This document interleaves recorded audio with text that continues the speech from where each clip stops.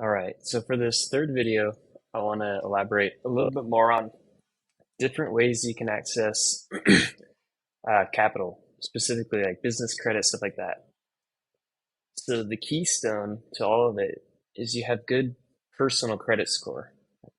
Especially, you really want to be in the 700s, ideally high 700s. Um, so if you can maintain that, then it makes it really easy to access business capital.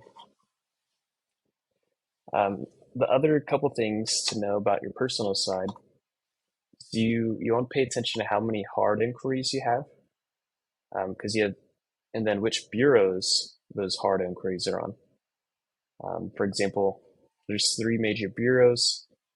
TransUnion is really common to get hit, and then you have Equifax. TransUnion often is um, the more common one, like when Chase, you get a business card with Chase, they're going to hit TransUnion. But then you have Equifax and then Experian. And so whenever you're applying for business cards, you want to know how many inquiries in the past 6 months that you've had on each of those bureaus. Because certain business cards only look at certain bureaus. So that's part of this strategy of just how you can access a lot of capital. You always want to be wise with it, of course. You want to have a plan to be able to repay it. So that's the first big thing. You want to build up your personal.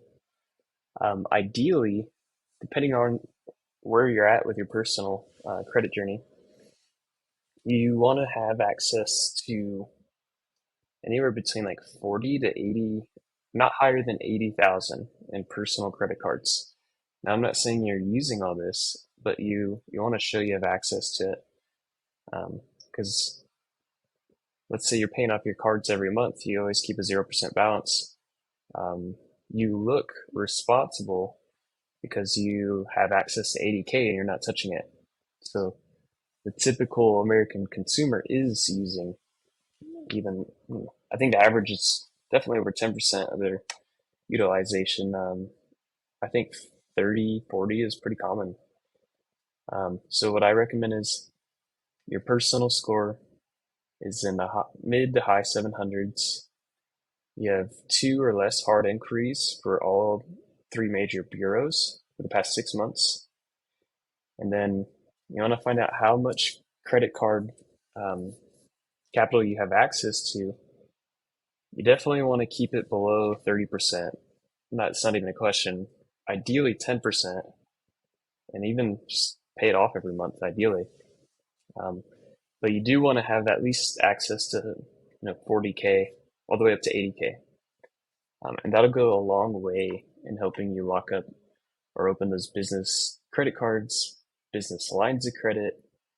Um, Business credit you can go deep into it. There's a lot you can learn. Um, there's a lot of strategies people use.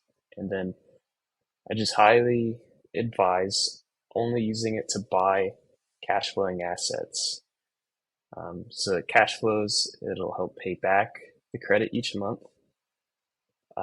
There's always backups where, let's say, you run out of the 0% promo period.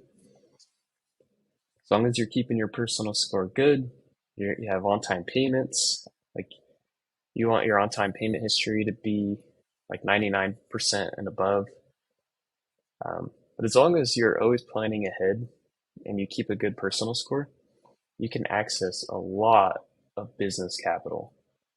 Now, I'm not saying go out and get $500,000 in business capital and just go crazy with it. I'm just saying you can use some to buy cash flowing assets.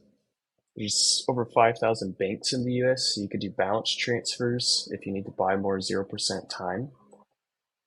There's a lot of different moves that you can make that allow you to continue accessing 0% credit, especially if you're using not just one LLC but two, three LLCs.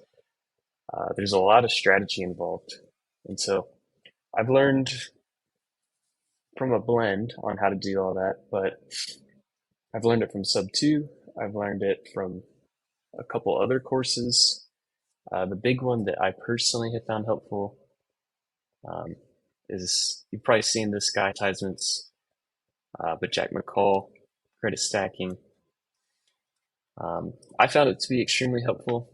Again, not trying to sell you anything, just telling you what tools I use. And it's just something that can help you. It's not something, I'm not saying depend on this by any means, um, but it is a cool way that you can buy properties in good markets that cash flow. And typically, like if you're buying near large cities, those properties are going to double in value every 10, maybe 12 years. So not only are you getting cash flow, you're building your net worth significantly. And so if you just have a couple properties like that, you own a million, $2 million worth of real estate in 10 years, you're gonna be doing pretty well. So business credit is an awesome way to tap into that.